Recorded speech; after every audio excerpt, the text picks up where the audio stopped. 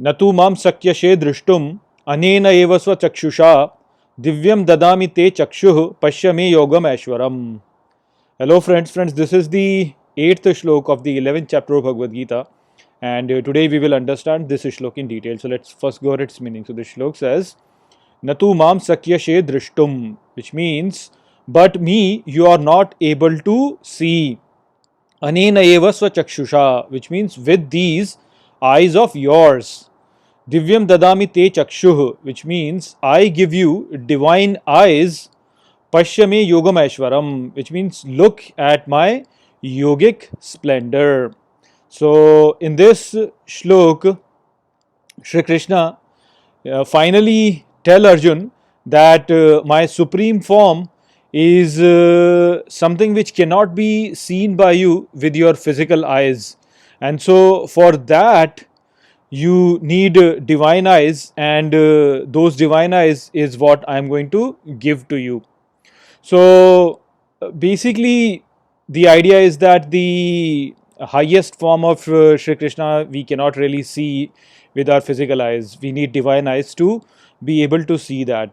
So whenever we observe this world, we are observing this world through our senses, and these senses of ours are all limited, in that our eyes can only see a limited spectrum of light, our ears can only hear the limited frequency of sound, and we can only taste certain elements, certain things, not all the things.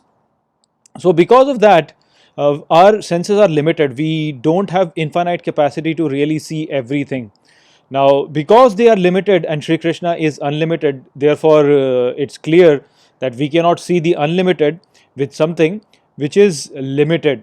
So that is why Shri Krishna is saying over here that you will not be able to see my divine form with your normal eyes. In fact, we have to also think over here in terms of the construction of our mind. So while we think that our mind is very logical and our mind is complete, we have that sort of an illusion that our mind is complete, but that is not really the case.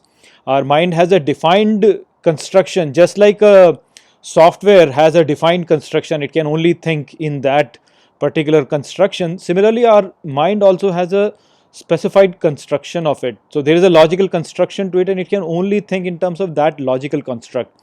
And if our mind observes anything which is beyond that logical construct, then what our mind does is that it fits that information to the logical construction of the mind, and it basically ignores everything else. So whatever information which is beyond the logical construction of our mind, we just ignore it. We never really register it. Our mind is never even able to register it.